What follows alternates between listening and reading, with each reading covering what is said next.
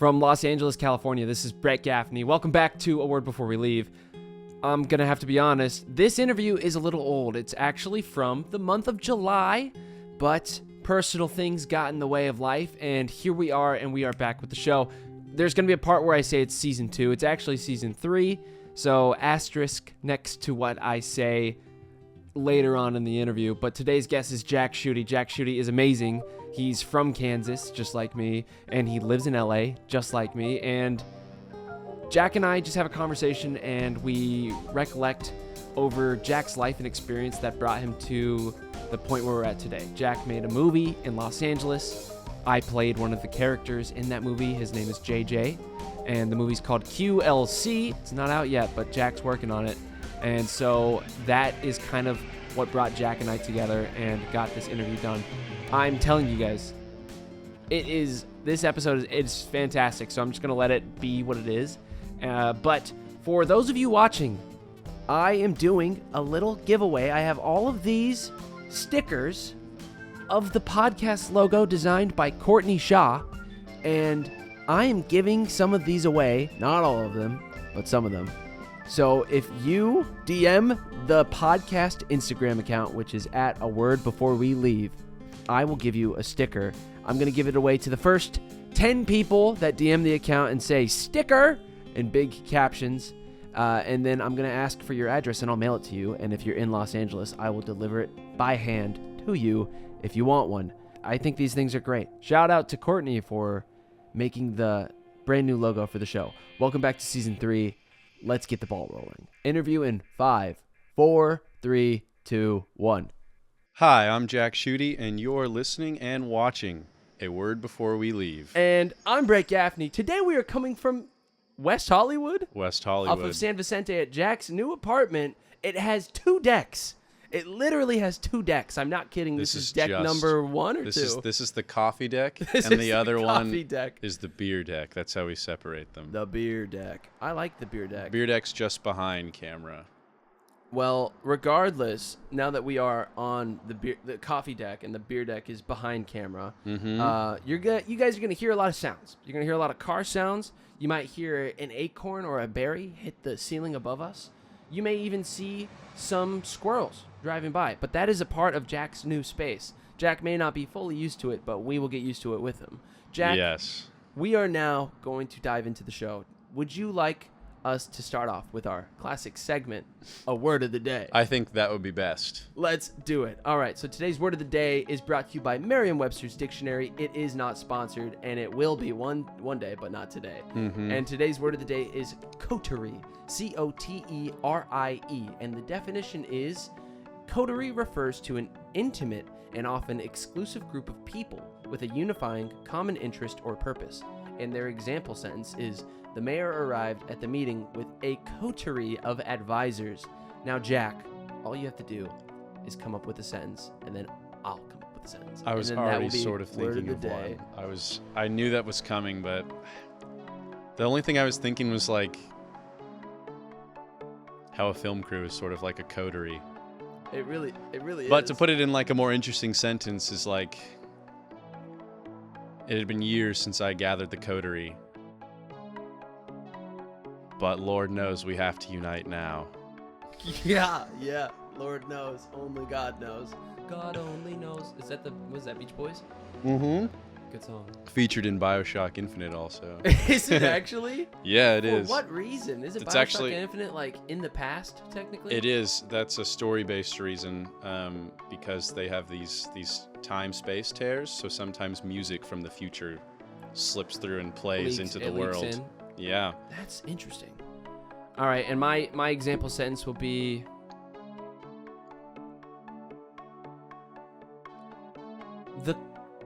the king and his coterie of advisors helped sway the kingdom to a more unified existence. Oh. How'd you manage that?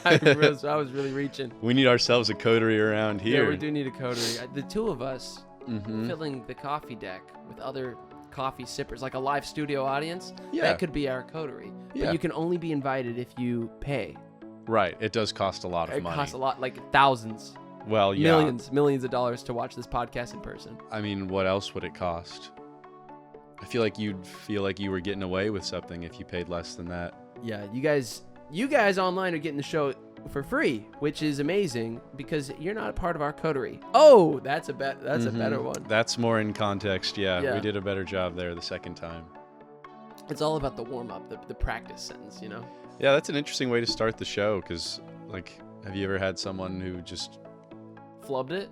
Yeah, like couldn't. I feel like I just flubbed it. Well, not even flubbed it. Like didn't understand the use of the word and like had to have it. Yeah, there broken was down a little bit. I think it was episode 24, 23 with Israel Isaac, and the word was qua, like Q-U-A. I can see why that would be confusing. And qua is like referring to essentially like the stereotype of a public figure.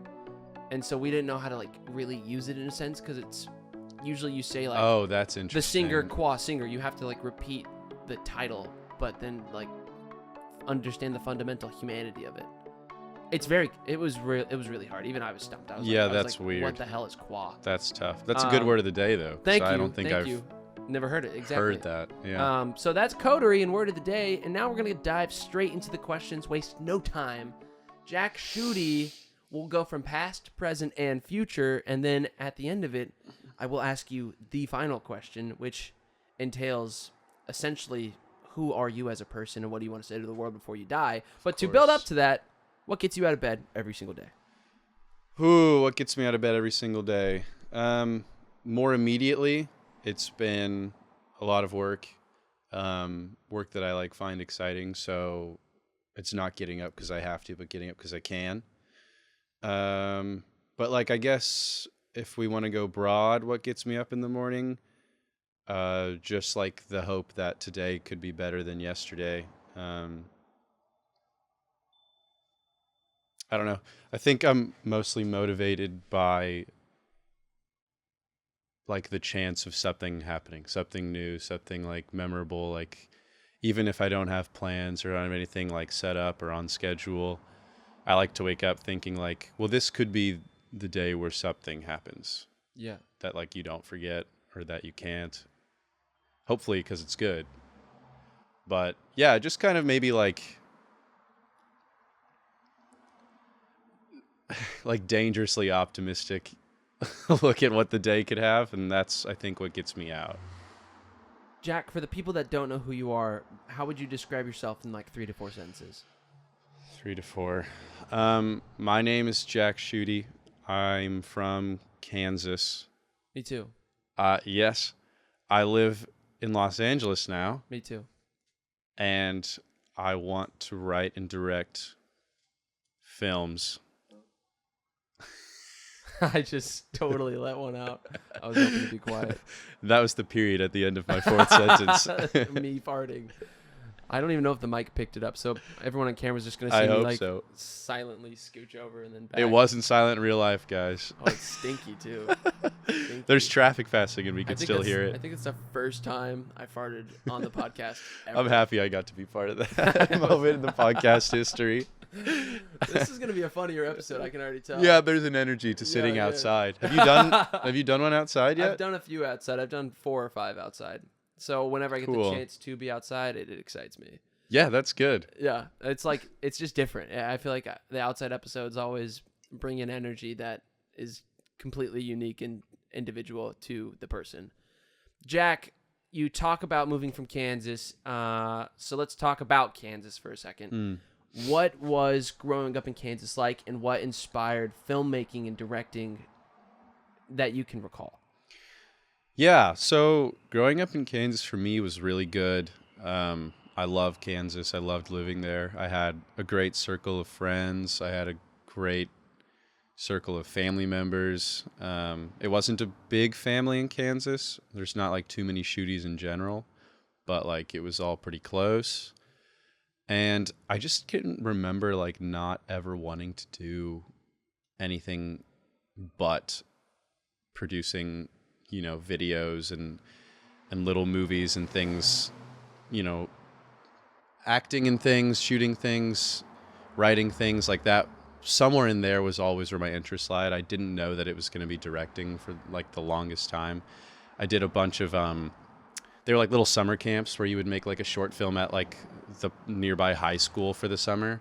And like I never directed in any of those. I would like sort of come up with an idea for a scene and then like maybe act in it and maybe like hold a mic or something.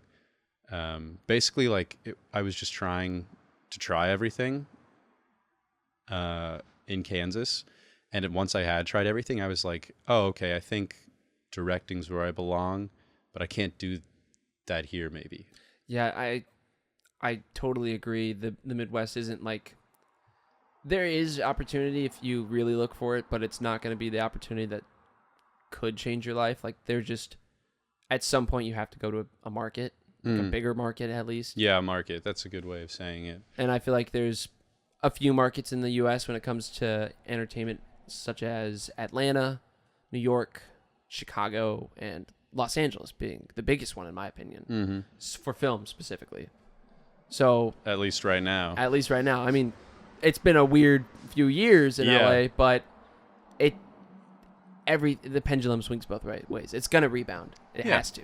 Mm-hmm. So, what was some of those early films and movies as a kid that you really liked, really were drawn to? It's weird. I like really grew up on horror, but I haven't really done a lot creatively with horror. I think like one of the earliest movies I can remember being super, super into was Raiders of the Lost Ark because of how horrific the ending is. It's terrifying. Like that is what made me click. Like I liked watching it as a kid. There's a lot of stuff that went over my head, obviously, but like the thing that now I watch in the same way as I did as a kid is that ending. And a lot of horrors like that where, sure, there's like all these subtexts and things that go over, but there is just like an atmosphere that I always like kind of clicked with. Even in like music and books, like I always just kind of was attracted to the atmosphere of dread and what characters are like when they're in situations where they can't control their fates anymore and there's like bigger things at play. I really like movies that are hyper realistic and take place in this world also. But I think as a kid, like from kid to now, the thing that's permeated it has always been like kind of more horror or thriller elements and things like, I don't know, Silence of the Lambs, Poltergeist, Jaws, things that like aren't maybe necessarily scary also, but have like scary scenes. Like Teen Titans was my favorite show growing up. Great show. And there are like 2 horror themed episodes in all of Teen Titans. The Japan episodes? No, it's like there's one, oh, it's such a great episode even today. It's Slade, like the main villain of the show, has been defeated for an entire season. Killed, but they won't say killed because like it's a kid's show. Kid show. But they kept his mask. Slade's mask was recovered in that fight, and Robin is like convinced that he's still seeing Slade. And it's because there was like a toxin in the mask that like it like was a hallucinogenic that like made him see Slade, and the rest of the Teen Titans are like watching him just like destroy himself in this pursuit of a ghost, basically. And I was like, that is like really scary. Like for a kid, like an unbeatable villain in your brain, like the idea of that is so scary. So that was always like my favorite Teen Titans episode, and I just found myself liking things that were like that, even if like the genre it was in wasn't horror, you know? Totally. Yeah. What do you think is a story that hasn't been told that you think could be done very well now? maybe it's an idea you've thought about, maybe it's a film that you want to make yourself. But what's a story that you feel like hasn't fully been tackled that needs to be done? Well, okay, I didn't grow up loving Westerns. I wasn't like a Westerns guy, but I've kind of like always had the thought in my mind of how well a horror Western could do. Like a story about taking a trail less followed to get across, you know, some dangerous, like treacherous terrain in a shorter amount of time, and they encounter something there that, like, you know, humans today have never even heard of because it, went extinct, but it's just like an animal or some being that, Like a beast. yeah, a beast that lived in the Western United States before it was conquered by humans, and like taking all these Western elements of like the man with no name, all these people who come together for one common goal, which is just like, I have to get from here to there as fast as possible and without dying. Yeah. And then like put them in a situation that is like unimaginably terrifying, where there's no support. You can't call the cops. You can't, like all those save the day tropes in horror movies where it's like, okay, well, we can get the priest, or we can get guns, or we can get, like all those things get taken away if you take humanity back to like, the turn of the century, 1899, where there were versions of those things, but not to the extent, and definitely not in the undiscovered West, Like all they have is themselves and their ability to adapt to the environment that they're in. Yeah, it's almost like, it almost becomes like a fantasy plot line. Yeah. It's like these group of travelers are being terrorized by something that they can't understand, and they have nowhere to turn because they're in uncolonized space. Like, it's like they're in the beast's ground. Like that's where the beast is from. The beast knows everything. Yeah. And they know nothing. Yeah, and it's like, we eventually win, but maybe this group doesn't, Interesting. That's an interesting way to put that. What is, when it comes to storytelling, something important for characters to go through, in your opinion? Something important. I think all characters need to have one, like, very set in stone, clear connection to the audience moment. I don't think all characters can have the same or even similar ones. But, like, if a character can make you laugh early on, that's, like, a connection moment. If a character, like, if you see them going through something that you've experienced, like, that can be a connection moment. Obviously, it's, like, really hard to write for an audience you don't know. But there will always be, that's kind of like the point of the audience. Yeah. Like, there will always be someone in that crowd who can connect to this thing. And, like, shooting general, like, if you have a character that has, like, a parent who's died, it's like, okay, well, everyone is going to experience that at some point. Yeah. You can go wide, you can go broad and still really pay off that way. But if you write for, like, 5 people in the audience, like, they're going to get it stronger than, like, the broad spectrum would feel, that, like, that more average experience plot point, I feel like. I think that, like, finding something niche, it's not, like, necessary, but I think it really, like, propels at least that character, maybe not the rest of the story, like, unless you really intertwine it, but that character can become somebody's favorite now because they have this niche experience, not just because they're the cool, funny guy. Yeah.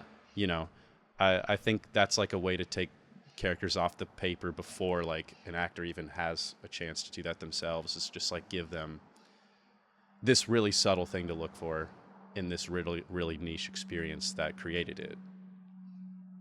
Like, I hate to bring up... Please. But at some point, we're going to have to. There's no reason to tiptoe around what QLC is. Brett and I made a film. That's me.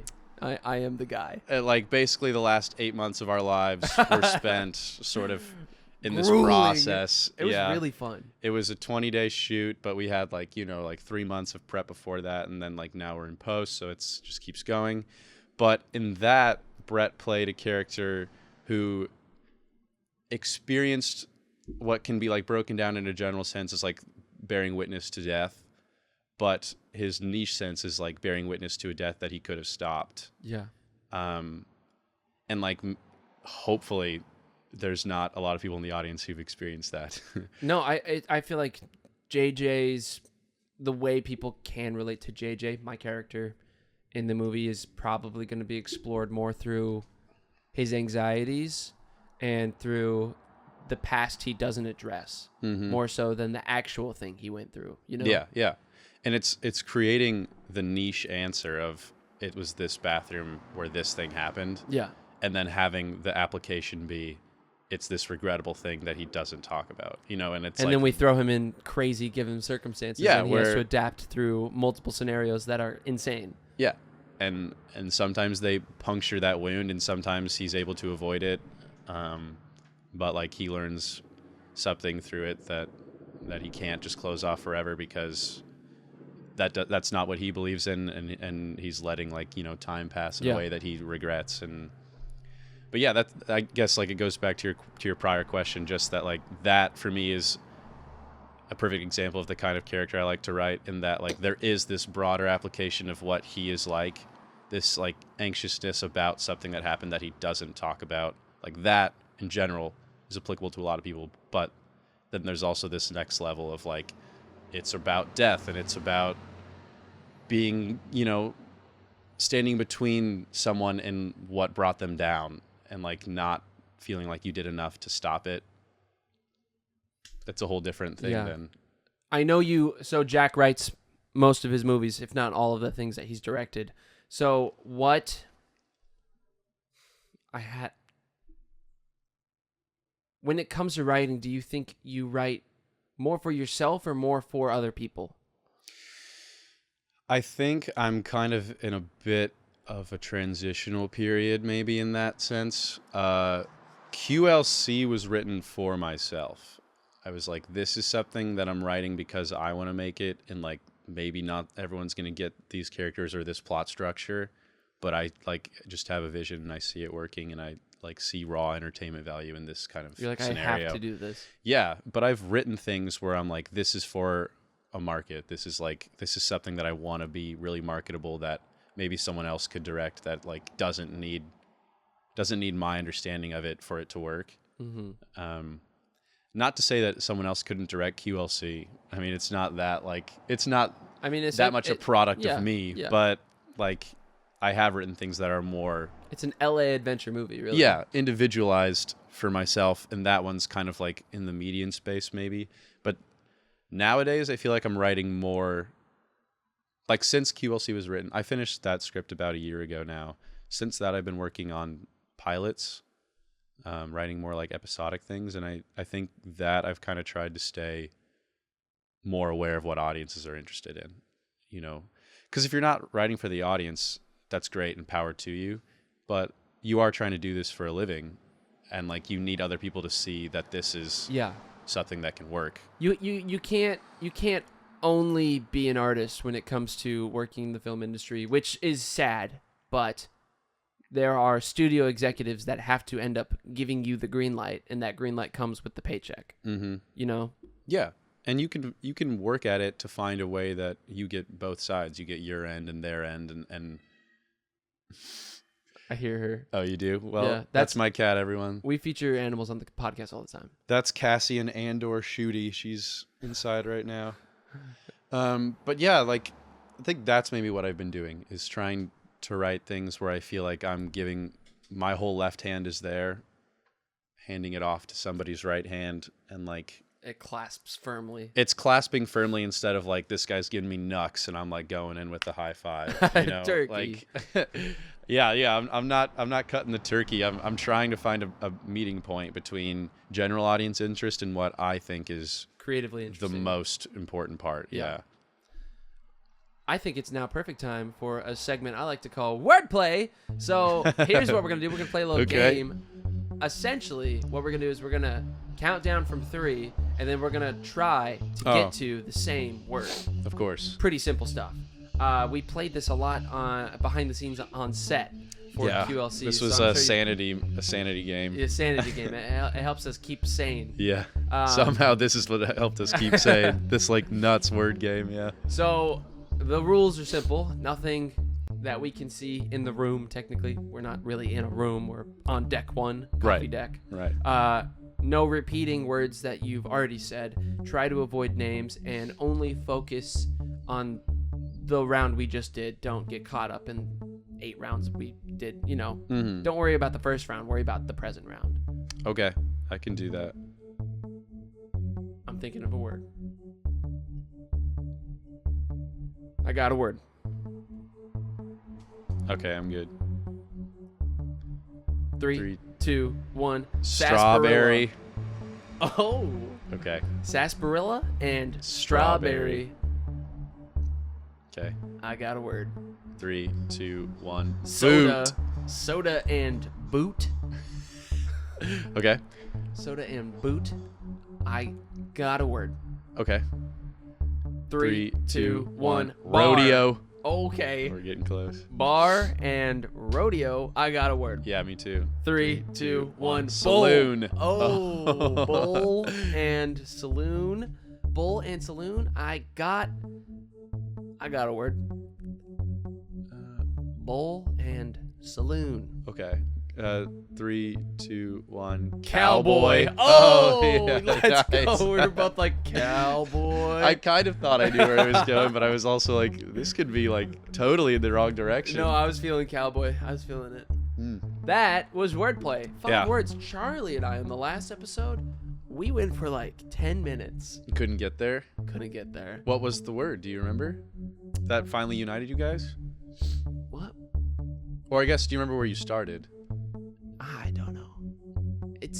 It went so long. No offense, Charlie. I know you're watching this. I know you love Jack. What are like 2 words that were super far away from each other at one point of or the other of the game though? Like just God, I feel like how far did you guys go to each side? I feel like I said cathedral and he said candelabra and I was like, great. I'm gonna say the Pope. It's gonna be obvious. Yeah. And then he said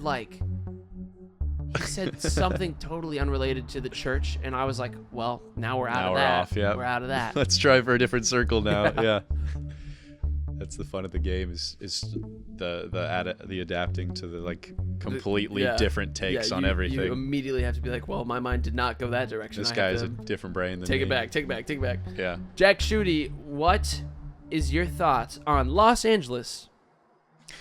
And okay, my thoughts on Los Angeles. Well, it's really different from Kansas. I think so. And I've had a really nice time here so far. I think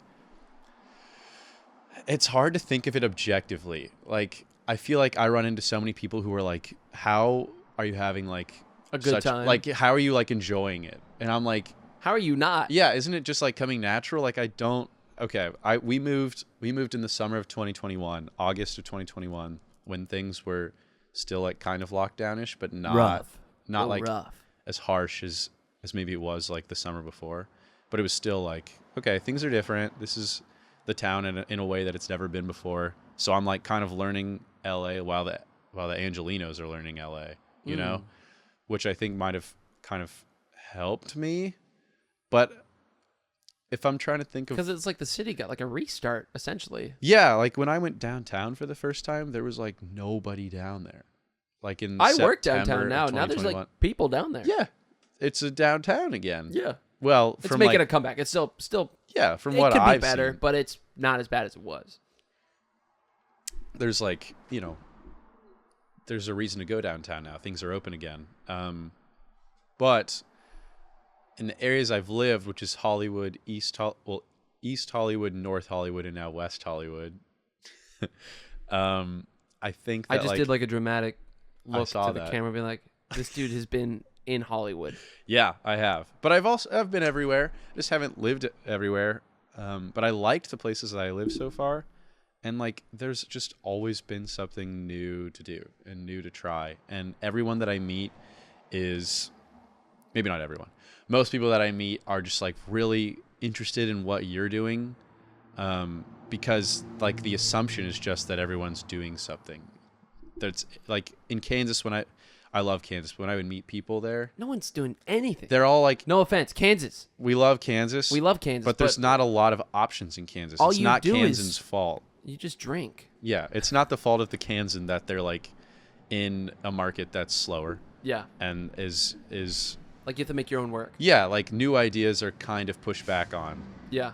Because they're like, oh, why would you do that? Why would you want to make a movie? Yeah. How do you make money on that? Like, yeah, and it's less of an understanding point of view, as opposed to here, we raised our crew basically just on recommendations and like open applications because so many people around us are trying. Through an Instagram DM. Yeah. So many people around us are trying to do this thing that sort of stuff falls together. Yeah. It like can bring in the right crowd.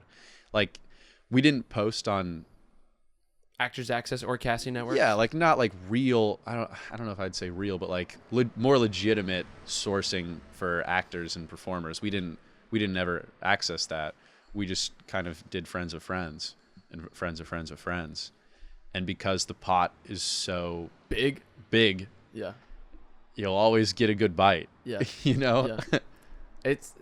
It's just like the stew of Los Angeles is meatier and richer and heartier for the soul, whereas in Kansas, the stew is still there. Yeah. You're really fishing for the beef. Yeah. Yeah. That was a fun metaphor. And the stew. It's more viscous down there too. It's kind of a slower turn. It's got a brine Yeah. to it. You're getting a lot. You're getting a lot of good, flavorful, salty sips. Yeah. But you're not really getting like the sustenance. Yeah, and there are benefits to that.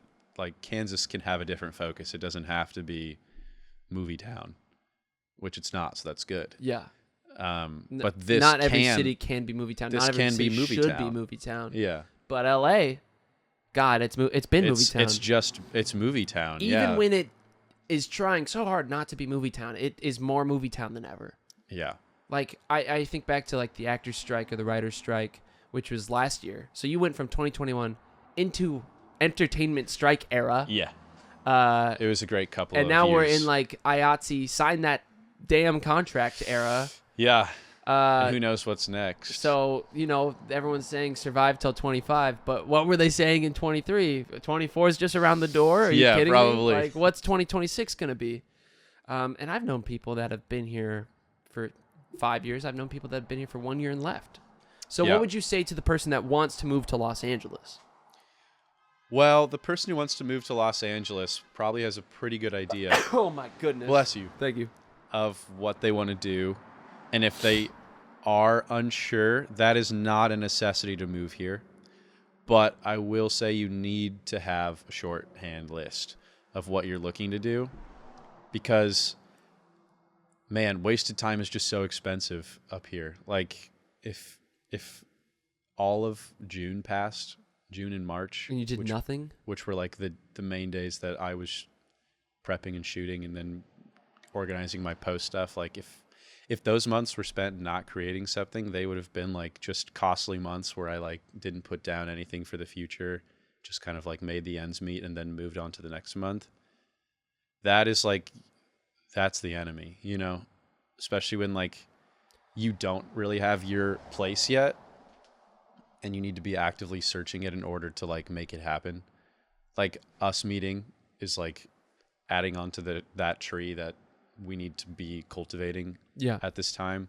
I mean, that's why I do the podcast. The podcast is this is a great way to keep do me that. busy. Yeah. And also to talk to people. Yeah.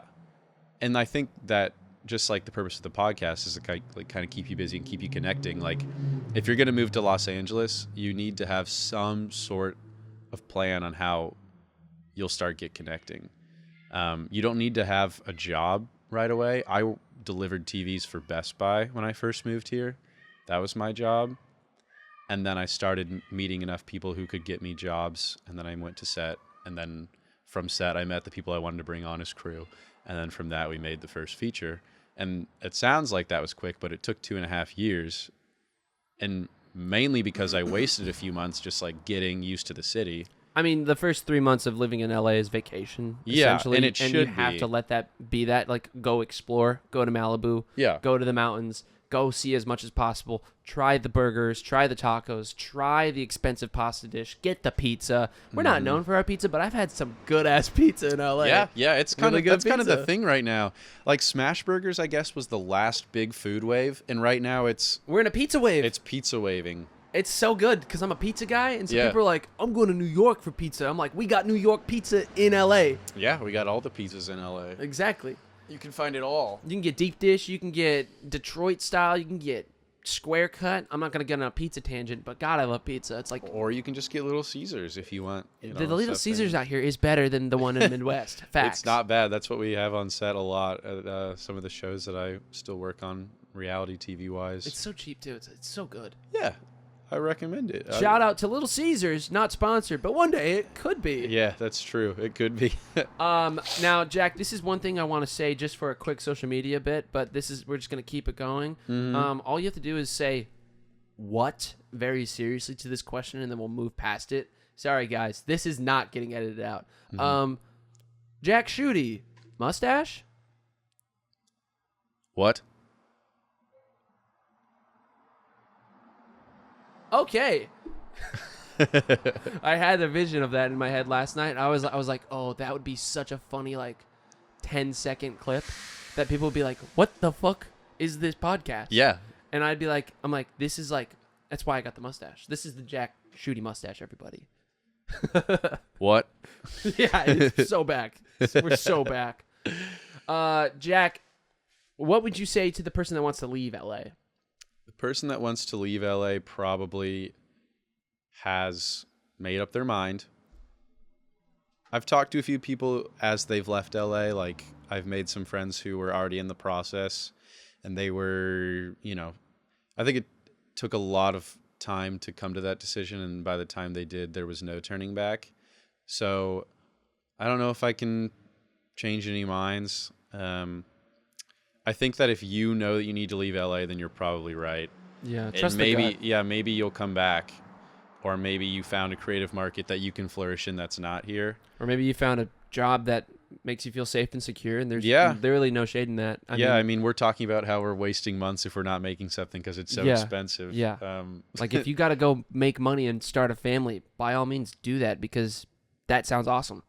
It does sound awesome. Sounds awesome. Props to you for having the guts to say that this isn't for me right now. Yeah. I think that I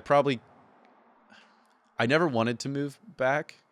I haven't ever wanted to move back since I came here. But like Do you see yourself moving back?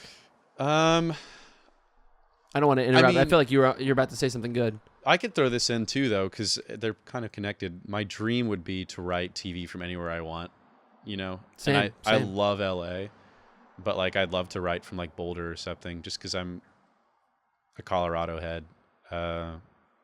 But I love Kansas, and I wouldn't hate to move back there eventually and like start a family there. The people are real good. Yeah, the people are real good, and like, I don't know, there's just a vibe about it that I always find nice. But besides that, like, just LA, just living here, I don't think I would be upset. Like, I don't think there's anything pulling me out of here that like I would be mad never like got the better of me, I'd be fine. And there's so many different areas of LA to live that like if you want something new, you can get it without leaving the city. Like you can just go to a different, I don't know what you would call neighborhoods. LA is just a city of cities. Yeah, and already the 3 spots I've lived in have been so wildly different from each other. This area is nice. You're like practically in the Beverly Hills. Yeah, it's been a fun. The camera so can't far. really show it because we got this all wooded out backdrop, keys hanging on the screw kind of vibe. But like what Jack and I are seeing behind the camera is nice. It's a little bit prettier than the other side. Pretty. Yeah. It's just really hot over there, so we had to move it over here. Yeah. Jack, I'm thinking we'll do one more segment and then we'll lead into the final questions, and then that's the show. That's the show. This segment is going to be called Word of Affirmation. Oh. Compliment the listener, make them feel bubbly and good. Oh, okay. In your own way, and then I'll do that, and we'll do like 3 of them, so 6 in total. Sure. I love you. Your mustache looks nice. It looks nice, but it could look better. Affirm them. And it will look better. Yeah, there it is. Sometimes when I see you feeling down, you make me want to clown around and say, hey, it'll be okay. That was good. I'm going to really zoom in on my face when I do that one. Yeah, you should. Yeah. You should. You know what you're doing, and you will do it right. This is one of my favorites. I feel like we should say this to everybody all the time. You are enough. When you messed up last weekend, it was not great. But now you have a chance to make things better than they ever were. Remember that there is no reason to avoid failure. Failure helps you learn, and when you learn, you become a better person. So when the next time you fail sits on you, just know that it's unavoidable. It's going to be all right, and you will figure it out. Keep going. You want to do one more, and then that's it for the segment? Cool. Yeah, sure. I'll let you close it out.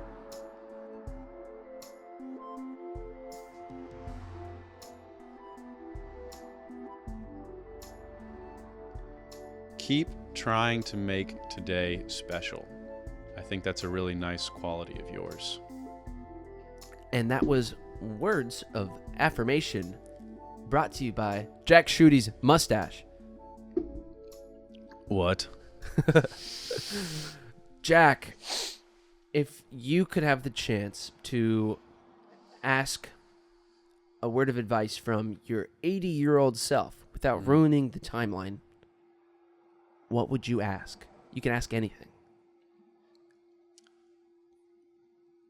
I think if I'm trying to just not ruin the timeline, I'd probably just ask, like, what ends up being our favorite song ever? Let's say you ask, and even if that it feels like it's going to ruin the timeline, it won't. Okay, and I know that going in? Like you're safe. You can ask anything, and he will give you honest answer, fully, truthfully. Well, okay, I wouldn't want to know anything about how the career goes, if there is one.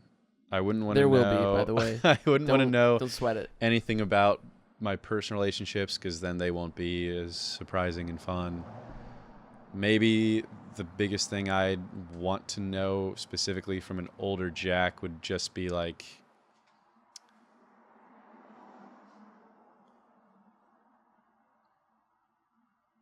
what was the moment that you always thought back on that I've already experienced? I think, like, if I could somehow get this 80-year-old fart to think back to, like, being 25 and only count the years before that somehow and be accurate enough to tell me what moment from the life I've already lived ends up being one of his favorite recollections, I think that would be very telling in how the rest of the life goes without spoiling it. You know? So I guess my question to you now is, what do you think he'd say?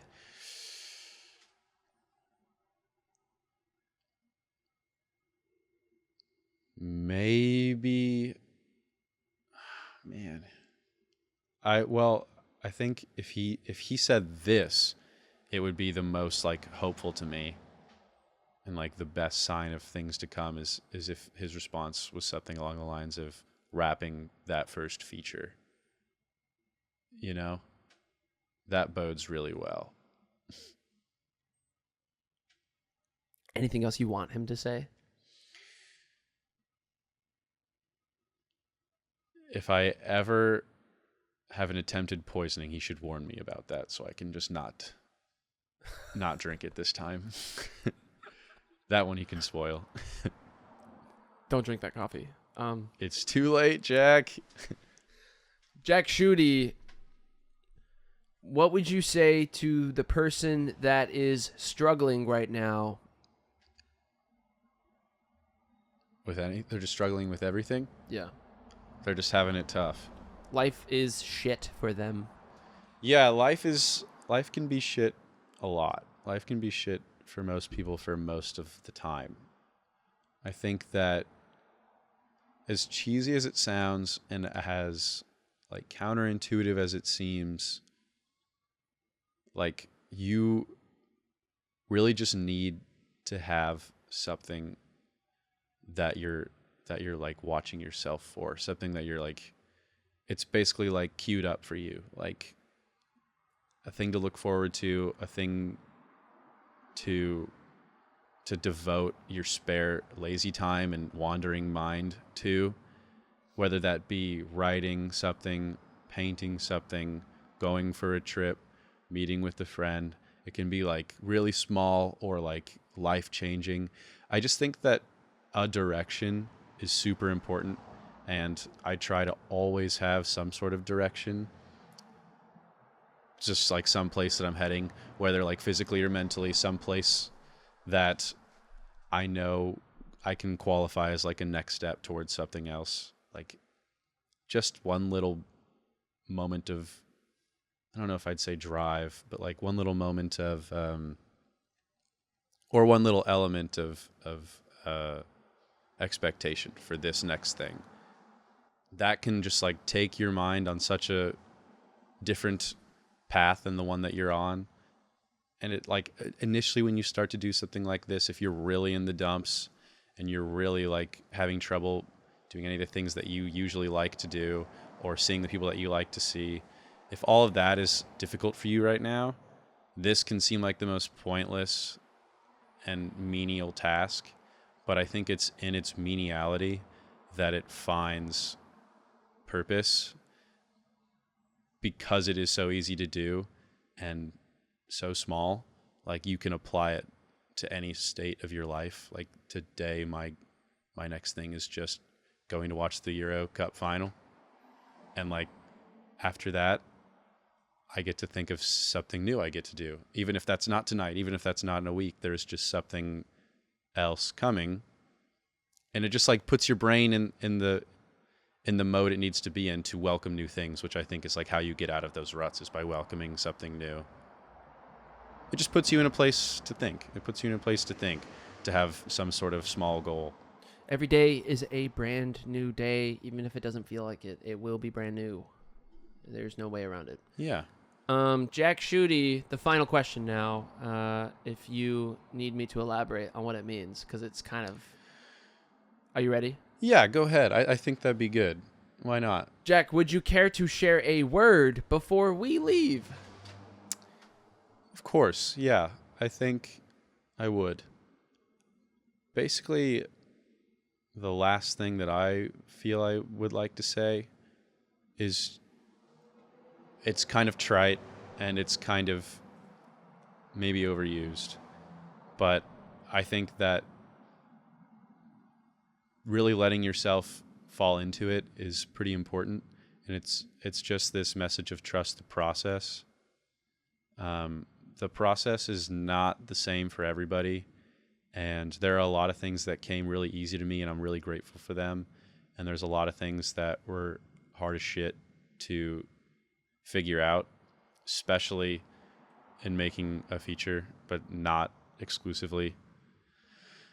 I think that people get so wrapped up in results that the process becomes the work that they're trying to avoid, when it needs to be like, it is the reward. Like being able to have a process is the reward in itself.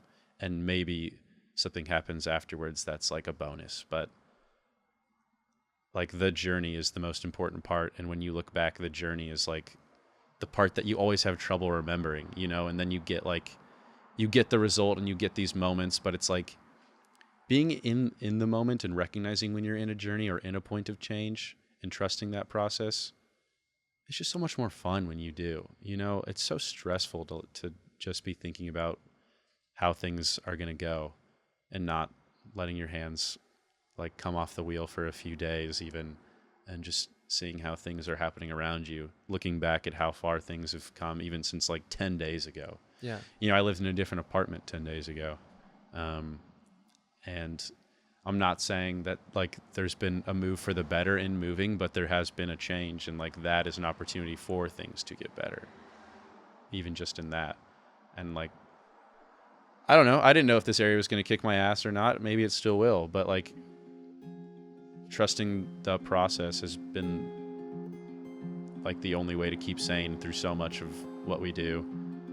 And I think it's just applicable to every aspect of life. So I would just say to trust the process. Jack Schudy, trust the process. This has been Brett Gaffney and Jack Schudy, and I'm going to say a few words of thanks, and that's the episode. Yeah. Thank you to everyone that's been involved with Season 2 of A Word Before We Leave. We now have video, so I want to say thank you to those on YouTube watching the video. Feel free to like, comment, and subscribe. Smash that like button.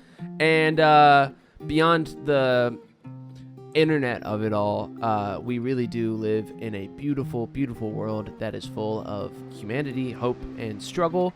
And there's no way to fully capture the essence of this world without us being able to talk in person. So while these conversations do matter for you to watch and listen, it's also important to have these conversations with the people that you love.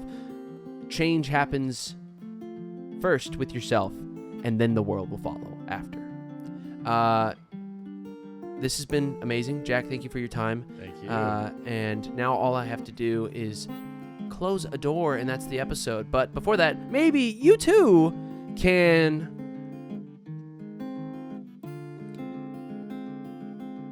go watch a new movie today. I'm going to close that door. Cool. You should. And that's the episode. Great. Is that